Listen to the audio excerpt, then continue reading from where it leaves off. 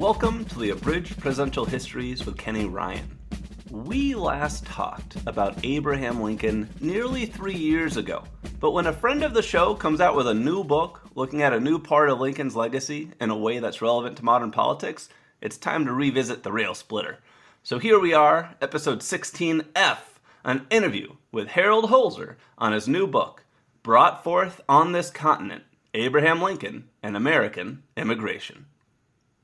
I'm excited to welcome Harold Holzer back to the show today. Harold is the director of the Roosevelt House Public Policy Institute at Hunter College in New York City. He's chairman of the Lincoln Forum and author of the new book, Brought Forth on This Continent, Abraham Lincoln and American Immigration. Now, when Harold told me what he was cooking up, I immediately wanted to have this interview when we got closer to the book's release. Given what a hot-button issue immigration is today, a look back at the immigration policies of Lincoln's presidency felt like a great topic to discuss. Thanks for joining me, Harold. My pleasure. It's always good to talk to you.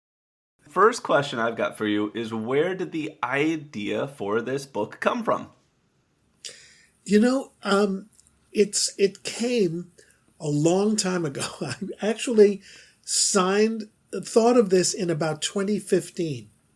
So that's it's eight years ago, in the run-up to the 2016 presidential election, when immigration was being spoken about constantly, usually negatively, sometimes in a racist way, I thought. Ban Muslims, build the wall, whatever your view on build the wall. It was a kind of a new thing in 2015. So I signed a contract. I convinced my agent and a brand new publisher to do it. And then the ferocity of the attacks on the press became so interesting, and the development of the partisan, talk radio press, that I proposed to my publisher that I do the book, The Presidents and the Press, first. Yeah. And you know that book because we've talked about it on this show.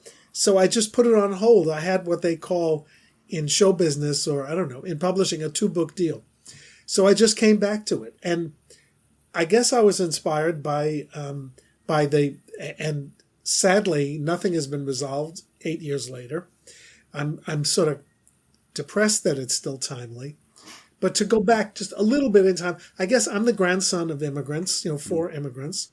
So I always wanted to talk about Lincoln, and if there was something to talk about, I wasn't even sure. Because I don't know the complete story of my own origins, because there's no family tree going. I have one side of 4 that goes back to about 1840 in Ukraine. That's about all I know. Cool. Now, on Lincoln, as I understand it, the years Lincoln was growing up and the years of the Civil War were years before any immigration laws existed, and the debate seemed to focus more on obtaining citizenship. So first question, is that accurate? What did it take to migrate to the United States back then, and what did it take to earn citizenship? So yeah, that is where it starts, and people may not understand this, that the U.S. Constitution gave the federal government the right to control naturalization, adopted citizenship. It did not assign any specific rights to the federal government to regulate immigration, except when it came to the slave trade, which is a whole other story, because all of the controversy in the 19th century about immigration takes place with people having their head in the sands about forced immigration of African people. Right. So, no, there was no authority for the federal government. They didn't think about it. So, according to the Constitution, what's not explicitly stated as a federal authority, it reverts to the states. Sure. Yeah. So the states, particularly, all the states were coastal states in the beginning, except, I guess, for New Hampshire and Vermont. They governed, or they policed, the flow of people in and out. And they rejected them, they accepted them, they taxed them, and they set the standards. And that's the way it was. Really until the the Lincoln administration tried to do something to assert federal authority, they changed the citizenship requirements every once in a while. So it was 5 years at the beginning. If you were here, yeah, and you were here for 5 years, you could apply for citizenship. So that's it. Period. So all I need is to get a ticket on a boat, get into the United States, stick around for 5 years, and I'm a citizen. Unless you could walk on water, get a ticket on a boat, or yes, 5 years full stop. And then in the Adams administration, the first Adams, yeah, the Alien and Sedition Act was passed, right. and signed, and the alien part of that act changed the residency requirement to 14 years. Mm-hmm. And as soon as Jefferson defeated Adams, the bill, well, it would have elapsed anyway, but it could have been rekindled, but it wasn't. So it went back to 5 years automatically. And that's where it stayed. So when immigrants got to the United States, what did they generally find here? Were they 100% on their own? You step off your boat, good luck, figure it out? Or were there organizations help them settle in, or help them migrate west? What was it like? Right. It's a great question. And I have to bone up a little bit, but I'm pretty sure there was no organized industry in welcoming, placing, certainly not a government one. Lincoln, again, I'm getting a little ahead of the story. Lincoln organized, or tried organizing, the first Federal Bureau. Well, he did organize it to encourage and help immigrants. So they were all on their own in the beginning. There were some church organizations that were certainly helpful to people. Mm-hmm. There were family organizations. But yes, people came on their own. By the way, just as Lincoln's great, et cetera, grandfather, Samuel Lincoln, came in 1637. He came as an apprentice weaver, and we think he came with the weaver to whom he was either apprenticed or indentured. We're not 100% sure. And they settled in Massachusetts, grew up, had families, and they didn't begin migrating south and west until the early part of the 18th century. So, like all people, there are very few records that say, thank you to Father Jones for sending me passage. But that's probably part of it. These people had somewhere to go, I'm convinced. Mm-hmm. They didn't just arrive here and say, what do I what's do next? Yeah, what's next? Where do I go? Although, eventually, and we'll get to that, I'm sure, in our talk, by the 1840s, yes, people were doing that. What did early Americans think of these immigrants in this pre-Civil War era? And what did Lincoln think of them? And did his views change at all over the years? Okay, that's a lot of questions. But so in early America, people as disparate as, the Federalists and the Republican Democrats disagreed. Right. Jefferson believed that farms needed labor. The America needed farmers. So he was all for people coming in, including Catholics, which the Federalists weren't too happy about. Federalists were a bit elitist. As Washington and his Federalist followers did not want impoverished criminals, gang members. No, not gang members, but the same rhetoric we hear today. Yeah. They didn't want the quote dregs of society, and they use that term often to come to the United States.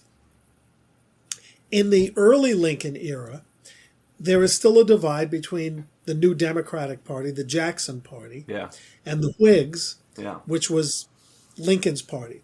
The Whigs were a little bit resistant, particularly to Catholics. They were unfriendly to Catholic immigrants, and a large number of the early Irish and German immigration was Catholic. But we can talk about what the result was. Lincoln is kind of agnostic. We don't hear about him on immigration. Does he have acquaintances that are immigrants? Not at the beginning, because he lives in very undiverse Western communities like New Salem and Springfield. Mm-hmm. When he gets to Springfield, there are there are Irish Catholics, and there are, he becomes friendly with a Haitian immigrant. Mm-hmm. So, and even before America really began turning on some Catholic immigrants, and I'll date that to 1844, Lincoln has, 1844 is the date that there are riots, anti-Catholic riots in Philadelphia and New York, which Lincoln comments on. 2 years earlier, and I don't know if this shows some prejudice on Lincoln's part or a romantic interest in getting back together with Mary Todd, because they'd split up. He may have left her at the altar. Ooh. But, yeah, I know. And she began writing satires for the local newspaper with a girlfriend of hers.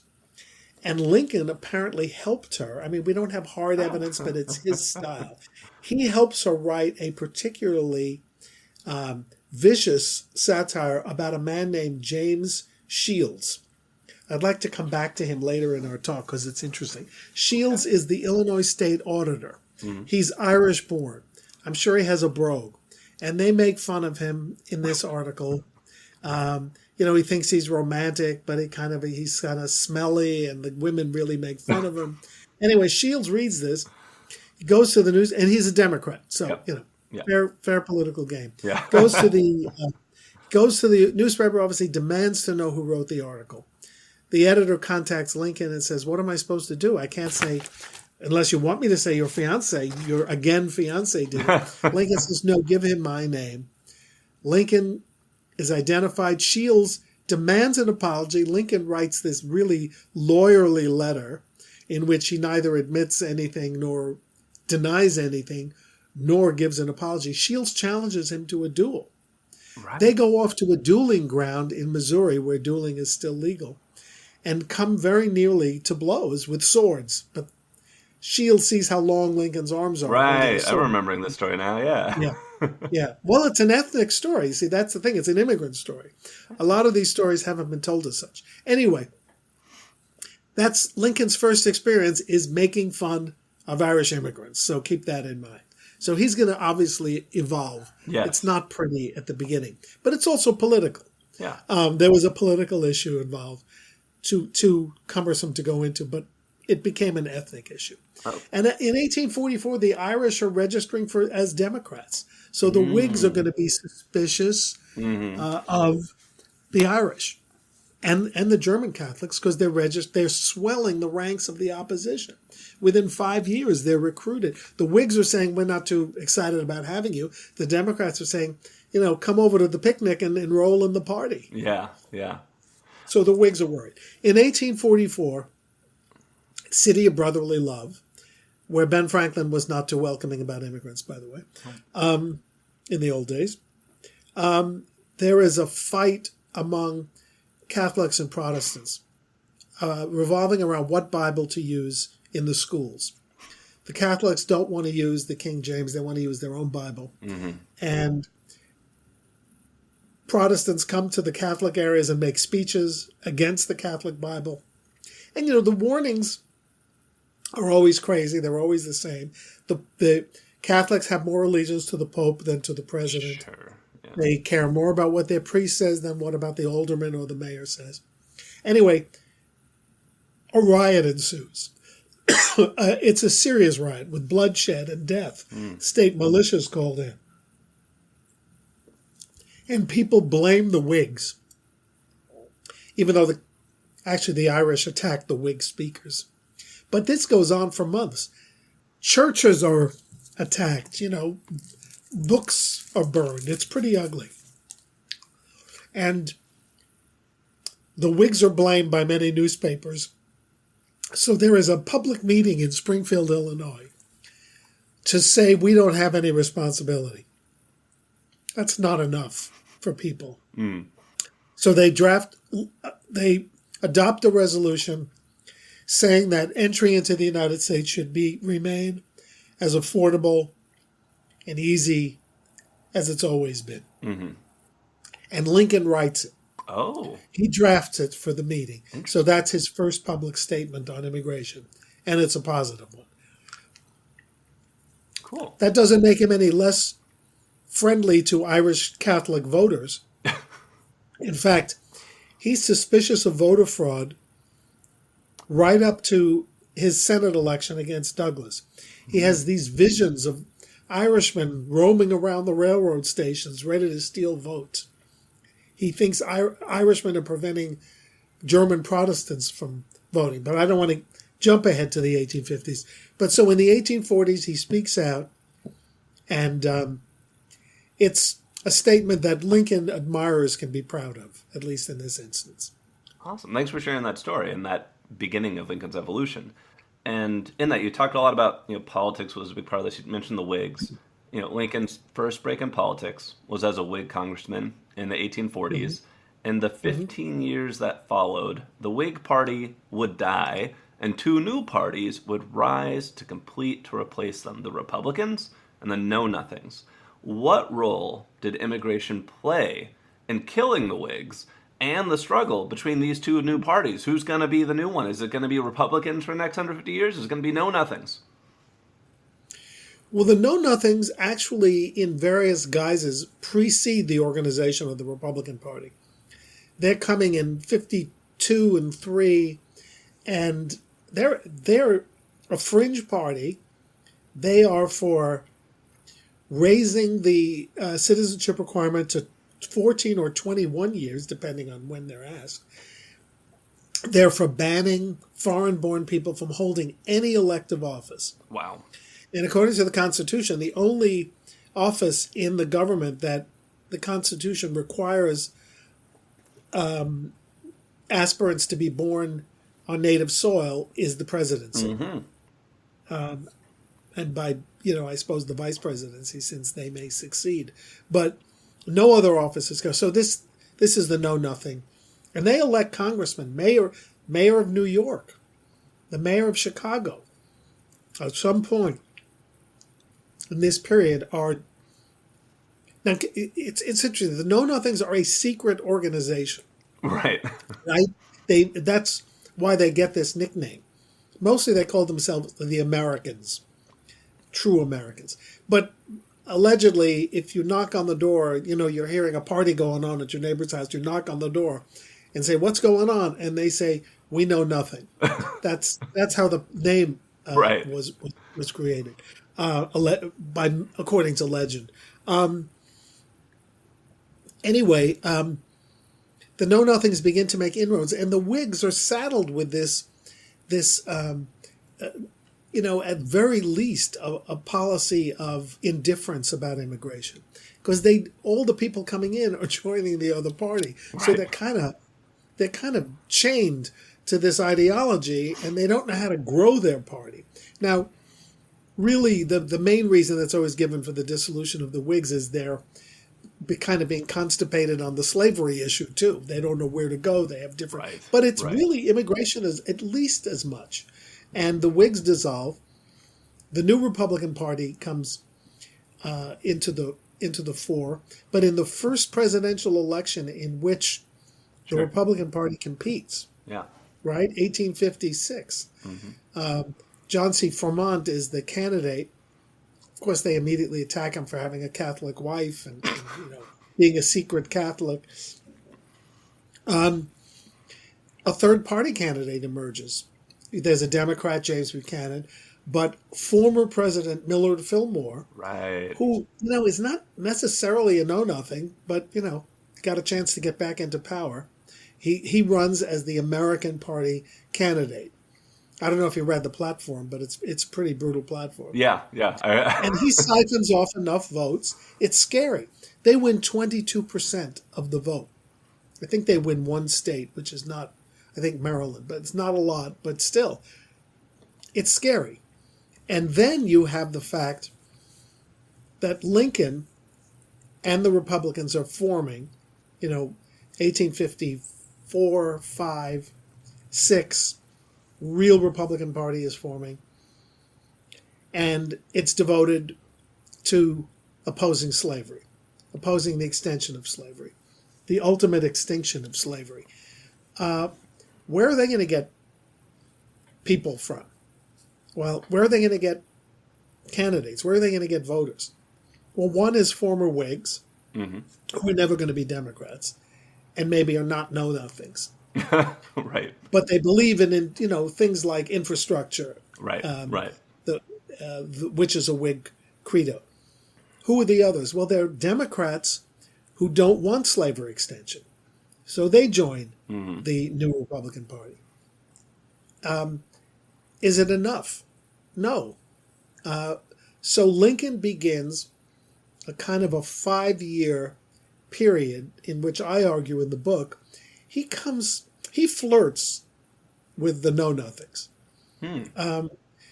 His major interest in this period is building the Republican Party, building an anti-slavery coalition. Yeah. And he clearly does not want to offend the nativists, Right. the anti-immigration forces. He sees them as crumbling. They've reached their apex in 56. Where will they go now? And there are letters, and he says, do nothing to offend the KNs. He doesn't even want to write the word. Wow. Even in Yeah. letters. He says to his best friend, his former roommate, he writes a letter that's always quoted to show that Lincoln was pure as the driven snow on this subject. It says, I am not a know-nothing. How could I be? How can anyone who is devoted to ending oppression against the Negro be accused of the degradation of classes of white people? So that's frequently quoted by biographers. Yeah. But he didn't write it publicly. He wrote it to his buddy, who didn't publish it until after Lincoln was dead. Mm-hmm. During the period, he wrote kind of the same thing to a political person, but not for publication. In the letter, in the version he wrote to the Owen Lovejoy, the abolitionist in Illinois, he again said, don't offend the know-nothings. We need them to come to us. I am for fusion, he said. As long as they fuse on my terms, all of these bigots and nativists are welcome in the new Republican Party. So there's a new angle on the development of Lincoln's republicanism, I think. Yeah. So privately doesn't support the know-nothings or the anti-immigration stand, but publicly he needs a coalition and he needs it to be bigger than the other one. So he'll flirt with them. Exactly. Yeah. Exactly. So it's all political. Look, in his heart, the one thing that's changed, and we haven't really gotten to how immigration changed in the late 1840s, but now enough Germans are coming in who are not Catholic, German Lutherans, other Protestant denominations, who are Republicans and are instinctively anti-slavery. So he is becoming very tight with German allies at this point. Just the Irish he's got a problem with because they're so overwhelmingly democratic. Two big things happen in the 1840s that change immigration exponentially. One is the Great Hunger, the potato famine in Ireland. Yeah. Ireland is the only country that loses population in the 19th century, the only major state that we know of. Wow. People just fled, and they fled to relatives or they fled just to get off a boat and arrive in the United States. So Irish immigration, by the hundreds of thousands, millions, I would say, ultimately. Then in 1848, Europe erupts in liberal democratic revolutions in Germany. Yeah. So none of these revolutions, except maybe eventually Italy, is successful. Right. And so political refugees become, once they are, escape or imprisoned and released, they stream into the United States, as do their families. And that's the German Protestant flow. So we have 10 million in the 19th century coming principally from Germany and Ireland, but also England and the Scandinavian countries. So that's huge in that period. And that's when the political alignments in the U.S. shift, with the Irish who come here first, swelling the ranks of the Democratic Party, and the Germans who come a few years later and continue to flow in, joining the new, eventually, well, they become Whigs and then they join the Republican Party. Yeah. Well, some become Democrats, but eventually they mostly become Republican. It's a very an ethnic political situation in the United States. So it's not just slavery and anti-slavery. Yeah, I grew up in Okay. Texas, and there's a significant German population towns, in some of the hill country there. And when you later get to the Civil War, those were definitely not trusted by the rest of the state, and sometimes attacked. So you definitely have a Right. real patchwork happening. So if we fast forward to 1861, as Lincoln was elected, and as the Civil War got underway, how did that change American immigration? And some things that just jumped to my mind. I mean, you have a blockade around the South very quickly, so I imagine that means everybody's being funneled to New York or other ports. Like how else did immigration change? First, it's important to note that immigration is always predominantly in the North. It's where the opportunities are. Immigrants don't want to enter a forced labor system where they're competing with slave labor. Yeah. They want to head to places like New York and Philadelphia where there are opportunities. And then, as you pointed out earlier, eventually there are means and opportunities for them to migrate west. Yeah. So I'm not sure the blockade has that much implication, but certainly the war does. Nobody wants to come into a country, as you and I have discussed, where there's a war going on and where there are rumors that a draft law might, come into being. That nobody wants to have an obligation to engage in a fight that's not their fight. Right. Although there were many Germans who want to fight and ultimately Irish who do fight. But immigration in 1861 slows for the first time in, 25 years. And that is a big, big change. And I believe ultimately that's one of the reasons Lincoln will act to, give an injection to immigration 2.5 years after the war starts. But it definitely slows down during the war. You mentioned this. Why would anybody immigrate to a country in the middle of Civil War? Okay, why did anybody immigrate to a country in the middle of Civil War? What were these people thinking?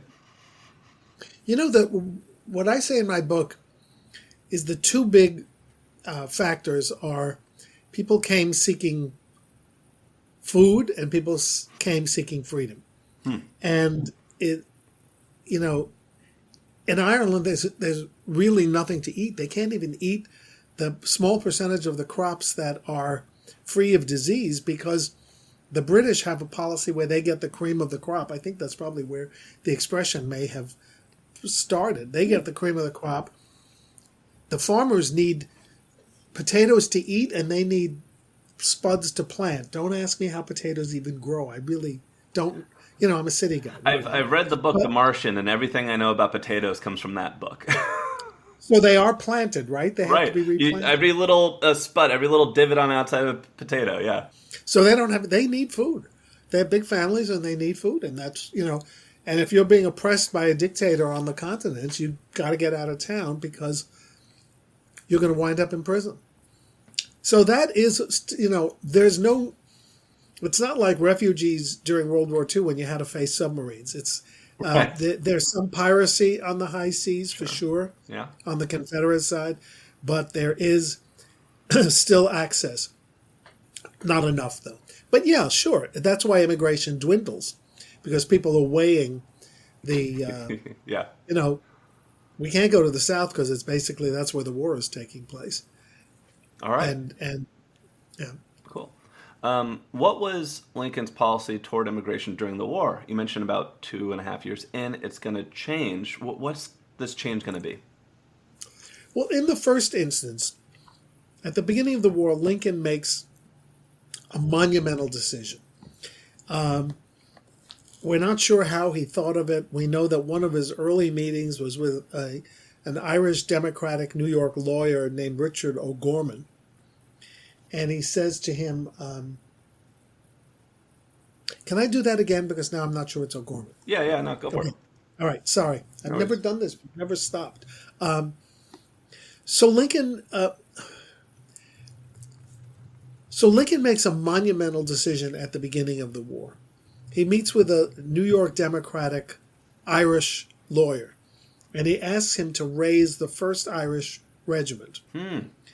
And the guy says, I don't know anything about regiments. I'm a lawyer. And he says, did you ever, this is again Lincoln not at his best, but he says, "Did you ever know of an Irishman who didn't love to wear epaulets on his jacket? They'll I love come down." epaulets.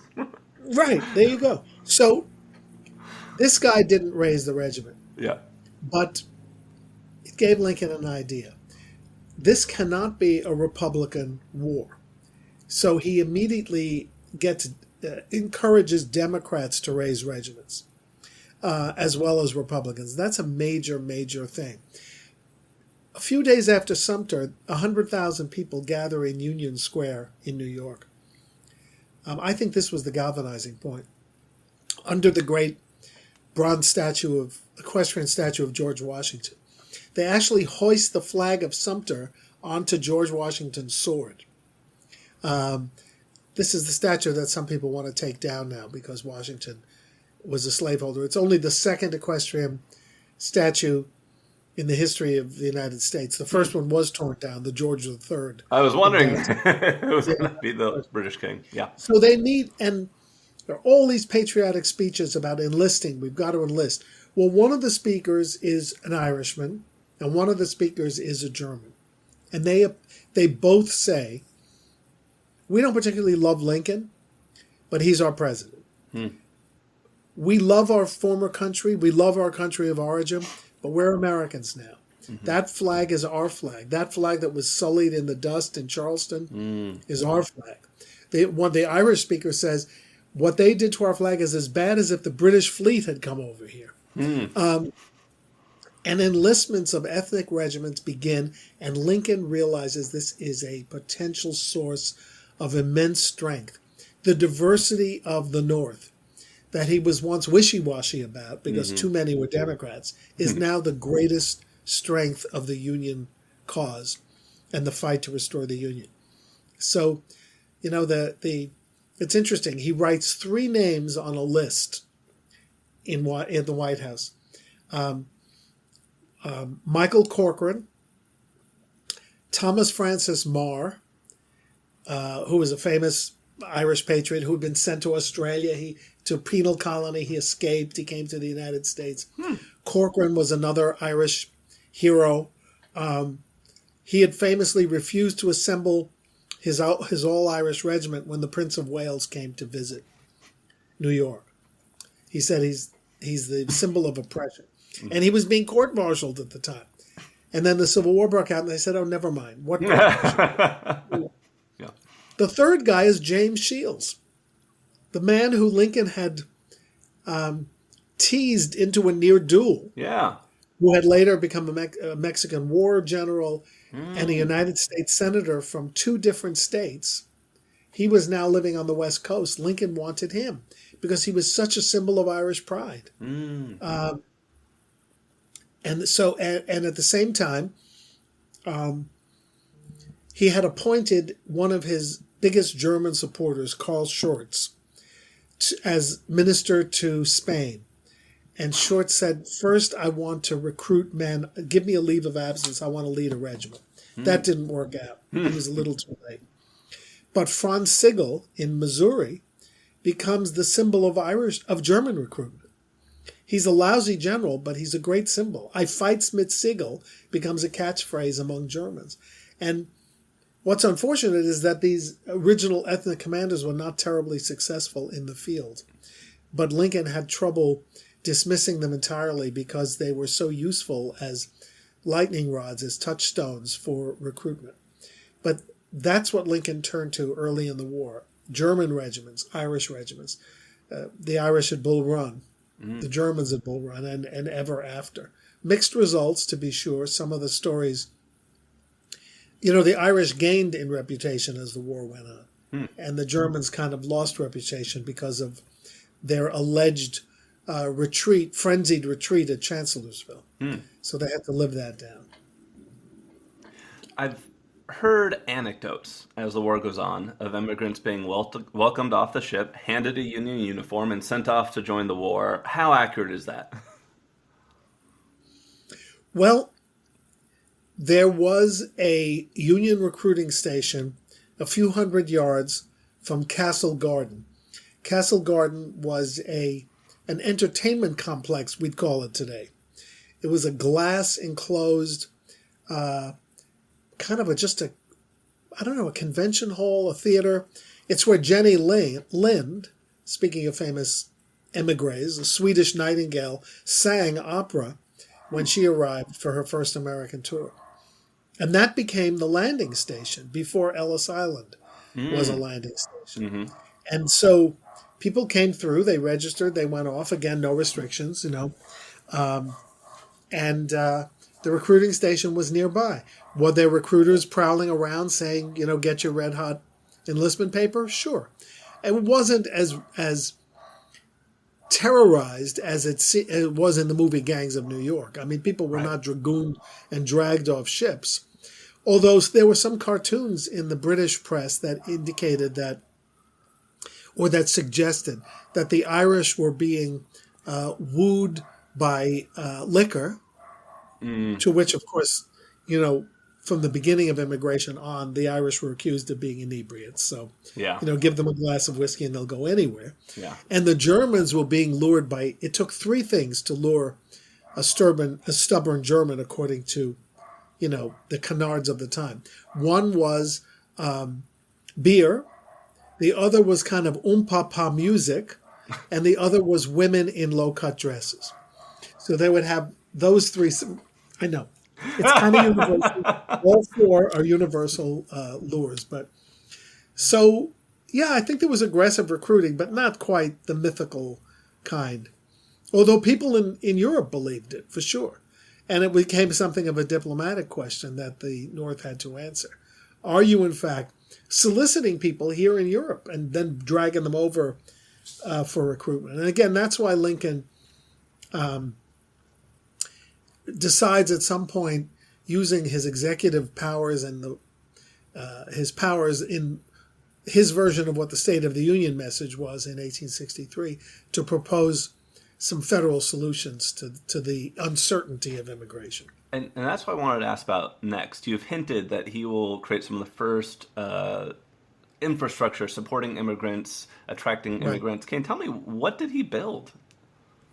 So, in the State of the Union, which in those days was in the winter, so it was December 1863, and I'm amazed by Lincoln's stamina, because he's doing so many things at once. And anytime I write about a subject, whether it's the press or whatever, or oratory, or I always try to keep in mind that he's also handling 5 other things: the war, the beginnings of the first 5 months of 6 months of emancipation, the first 4 months of black recruitment, the Homestead Act, settling the West. He's doing, land grant colleges. This is all on his plate.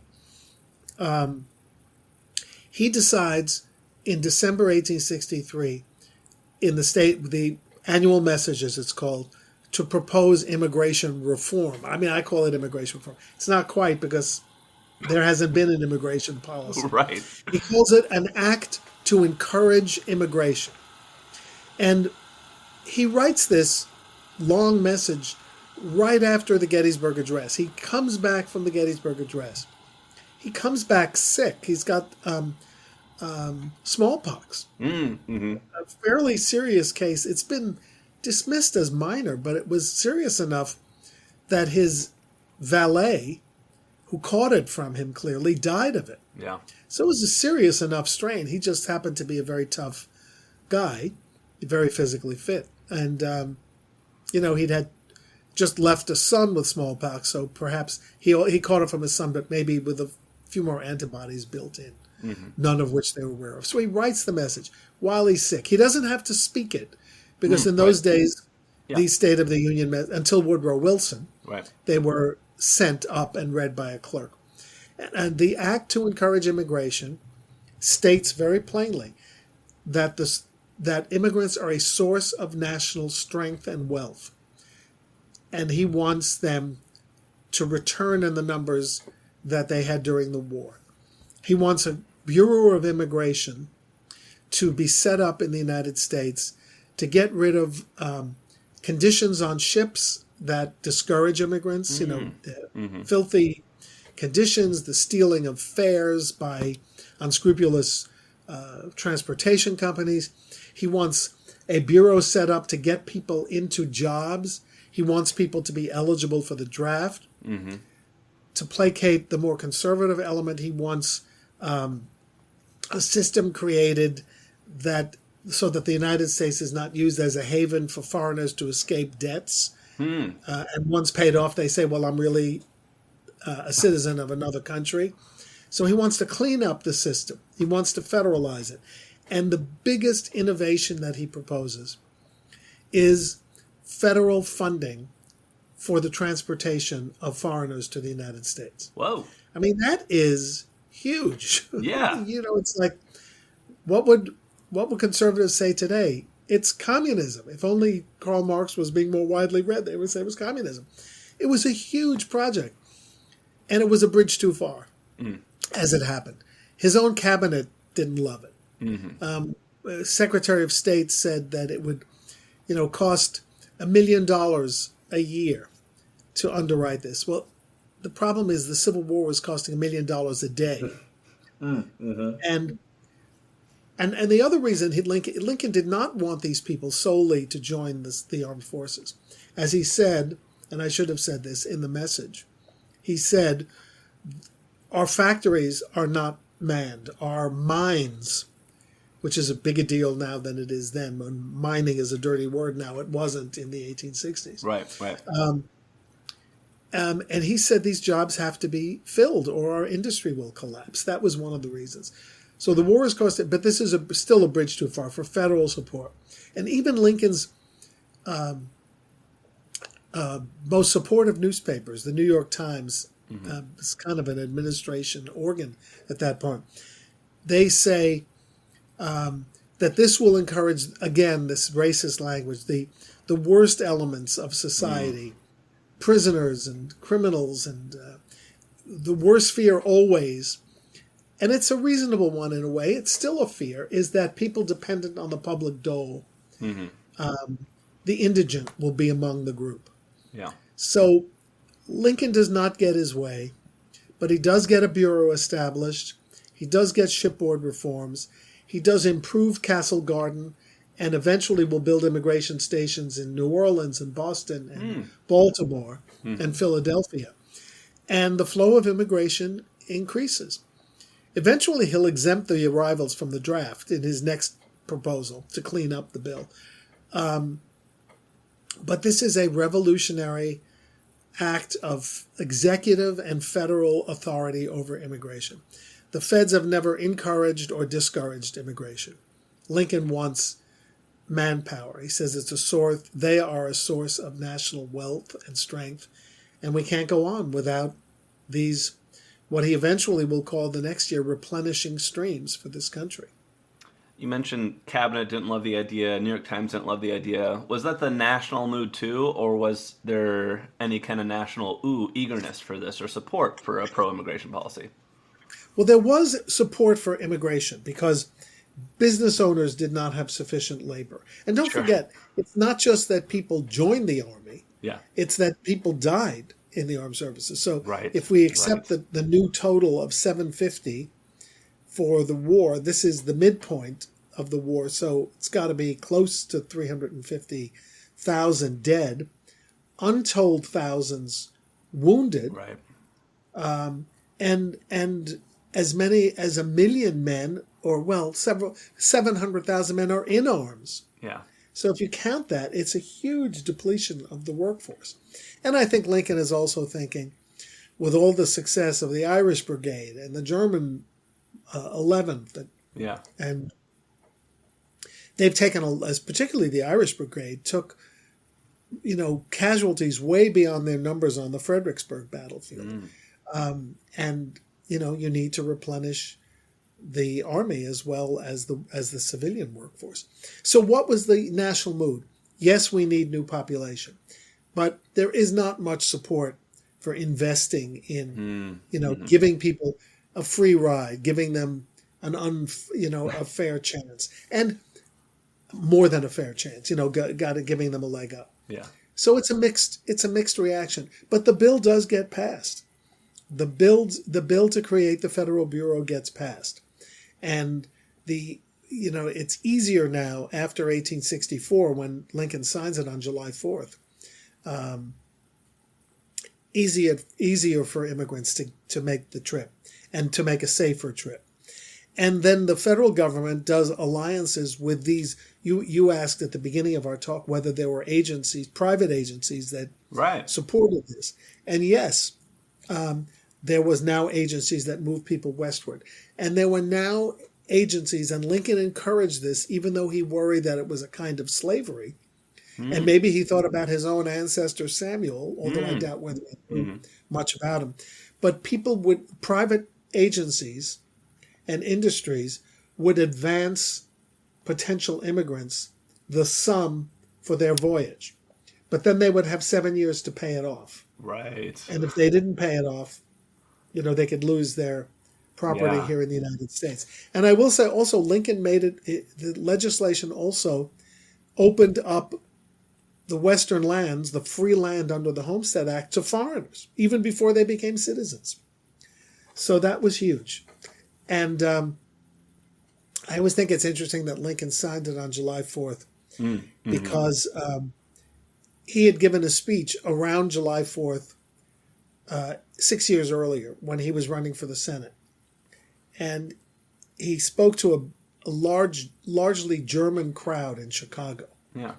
I think he was mad at himself for missing a big German event on July 4th. So a few days later, he came, and the Germans came out for him. And he had to show them that he appreciated their status as a voting bloc that supported Republicans, and him specifically. So he said, today's July 4th, and this is all paraphrase. Right. We know that there are people in this country who were descended from the founders, who created this country. But I look among you today and I see many who are not. But the Declaration opened this country to everyone, and you are entitled to opportunity in America as much as those who are the blood of the founders of the country. So, I mean, I do make the distinction, and I know it's going to sound political, but Lincoln didn't say when he had the opportunity that immigrants were poisoning the blood of the country. He said they were the blood of the country. Great. Just saying. Yeah, I appreciate that. There's one more moment from Lincoln's administration, from the Civil War, I want to touch on. And it's featured in the movie you mentioned earlier, Gangs of New York. Anyone who's seen that movie might remember that the movie ends with this climactic riot ripped straight from history, the New York draft riots of 1863. Who was rioting, why, and where did immigration fit into those riots?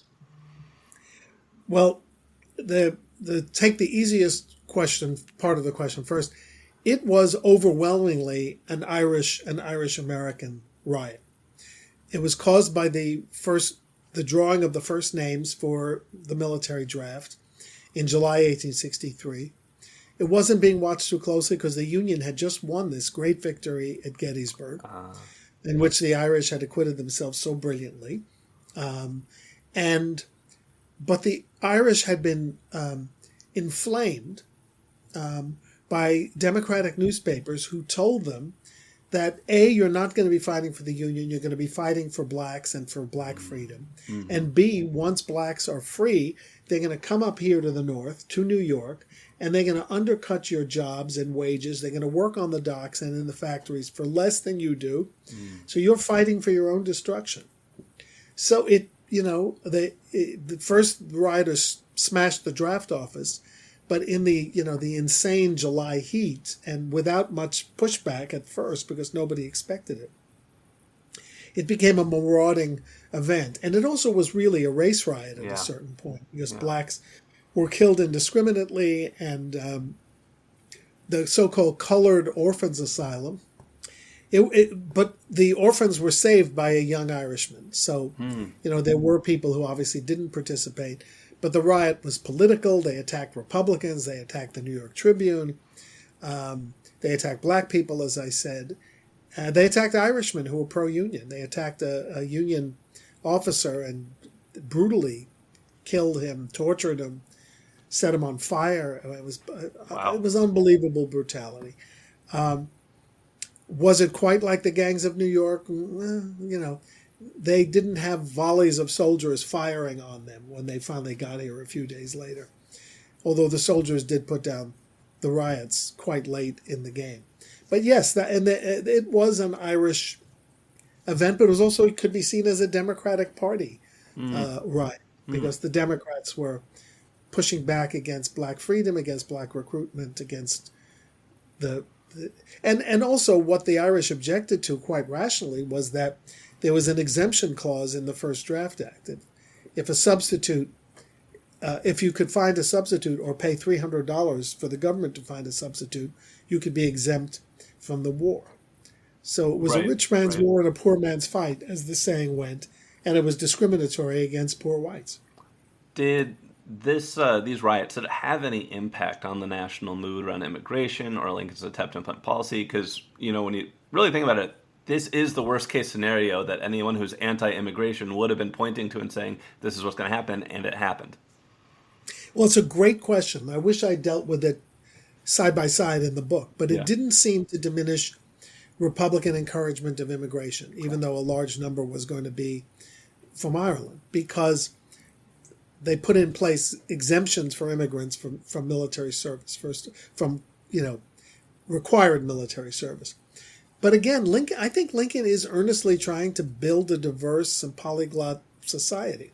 Mm-hmm. And he realizes he can't do it with just blacks, particularly since they're non-voters. He's got to build support for diversity. And we haven't touched on this, but it's all very complicated. They're also building a railroad. Right. But they're also, the Transcontinental Railroad. Yep. But they're also, whereas California once welcomed Chinese immigrants, Congress is also passing a bill called the Coolie Exclusion Act, which later becomes the Chinese Exclusion Act. And the Republicans argue, well, immigration by, quote, coolies, I know that's a racist word today, that's creating a new slave trade. So you've got that going on. So this is exclusively European immigration. It's not Latino. It's not Asian. Right. Yeah. And at the same time as Lincoln is pushing immigration, he also has no problem with the containment and of indigenous people. Right. The use of their lands. A lot of the land, the homestead law, lands that are being given free to immigrants were once native land. And of course, all the African Americans who were here were forced emigres from Africa or their descendants. Mm-hmm. So it is a very complex picture. And of course, there's the religious picture, the Catholics versus Protestant picture. The fact that Lincoln got his head above water in this and imposed a kind of progressive and sympathetic policy and said it in his messages to Congress, I think sets him above his contemporaries and ahead of his times. What stamp did Lincoln leave on the American immigration system? I think several. One is that the federal government had a role to play. Whether they would acquit themselves well or, look, this problem of refugees is going to exist into World War II and the Vietnam era. In World War II, refugees were turned away and sent back to their death in Europe. In Vietnam era, there were people who were not let in, and then Lyndon Johnson liberalized immigration to make sure that the victims of war in Southeast Asia were admitted more freely. So I think Lincoln is the first to understand that there's a federal role here. There's a federal policy here. There's a federal bureaucracy that needs to be put in place. And remember, people resisted federal bureaucracies in those days, except for the post office. States did not want federal bureaucracies. Yep. So I think he taught us a lesson, and I think in most of his published remarks, as he says in Cincinnati once, I don't want to throw anything in the way of people coming here and taking, and benefiting from the opportunities in this country.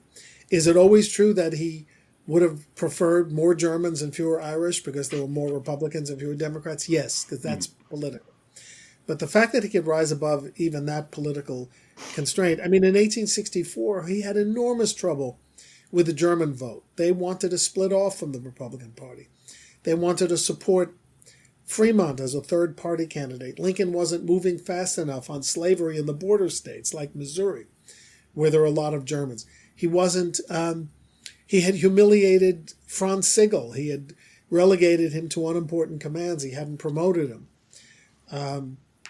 But he fought to get the German vote back and needed it in some of those western states. Could have been absent Atlanta and Sheridan's Ride and Kearsarge in Alabama and Mobile Bay. It could have been a much closer election in 1864 than it turned out to be. So he had to fight to get back that ethnic loyalty. And he may not have gotten it from the Irish, which still voted overwhelmingly Democratic. But there was a moment when there was even a push for the Irish vote for the Republican side. Lincoln lived a long time ago, but the debate over immigration is ever present. What can we learn from Lincoln about the politics, risks, and benefits of immigration? So I'm going to answer that, and then hopefully will not be asked that again in the next few months. Because I don't, except for the blood of the blood comment, which is irresistible, Yeah. make that comparison. It's much more complex today. But to say that, a country is nothing without borders and, walls, it wasn't so. Now, the numbers were smaller numerically, but proportionately they weren't all that different. We were a country of 20 million, and we had millions of immigrants coming in the 19th century and survived and grew better and bigger and stronger. And I would say kind of more interesting as a country with all of our ethnic backgrounds and family heritage that we bring to bear in this country. These are people who wanted freedom in America. And I think Lincoln believed in creating a pathway. He might have come down on making federal citizen requirements at some point, but I think they would have been progressive. And I think the lesson learned is this country is too great and too strong to not always be a magnet for oppressed people. We have a long record, except with African Americans, of being a country that provides opportunity for strangers among us, as sometimes immigrants are called. That's a great American heritage. It's not true anywhere else in the world. And of course, it's not true today. The problems in France and Germany and Scandinavia, there is huge, and England, there's huge opposition to changes in society. But as Lincoln knew as early as 1860, this is already a diverse polyglot society. And much of our early strength before the Civil War was based on immigrants who farmed the farms. The Germans farmed, the Irish worked the factories, the docks. Everyone created schools and churches, and that was a strength and not a liability. So I think people should look back at how we handled immigration in the 19th century. There was a lot of pushback then, but Abraham Lincoln serves as a reminder because he regarded immigration as an opportunity, not a curse. And the reason I used the words brought forth on this continent as the title is, first of all, it's the last quote from the Gettysburg Address that hasn't been used for a title by somebody. And I just, I actually had no title, and I thought, I'm going to read the Gettysburg Address again and see if I can. And there it was. Yep. What is Lincoln bringing forth on this continent? Well, it's not just freedom for African Americans. It's also opportunity for immigrants. And I think he had it in the back of his mind because surely 3 weeks before his annual message, he's already got immigration reform in his head. So I think that's the lesson learned. Even in war, even in a total recalibration of society with black freedom, doors ideally should remain open, not closed. If you've enjoyed this interview with Harold, I strongly encourage you to pick up his latest book, Brought Forth on This Continent, Abraham Lincoln and American Immigration, out this month. Thank you for your time, Harold. I thank you, Kenny. You are the best. You've given me so many thoughts on how to frame my discussion, but it's just always great to talk to you because you know this stuff so well and you read it. And thank you for having me again.